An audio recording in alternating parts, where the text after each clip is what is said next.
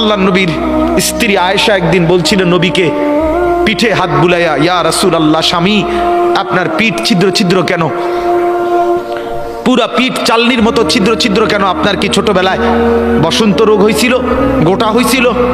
আল্লাহর নবী চোখের পানি ফেলে বলছে, আয়েশা তুমি জানো না আমার এই পবিত্র দেহে তো কোনোদিন মশাও বসে না, মাছিও বসে না, পোকা বসবে কেমনে?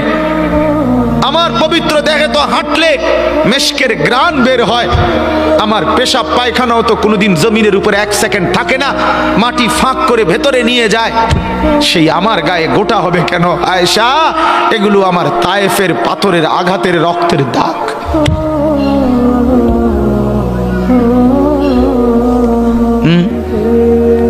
বলো না বাপ, কিছুই মনে হইল না? এভাবে ভুলে গেলেন? রাসূলুল্লাহ সাল্লাল্লাহু আলাইহি ওয়াসাল্লামকে একবারও মনে হলো না?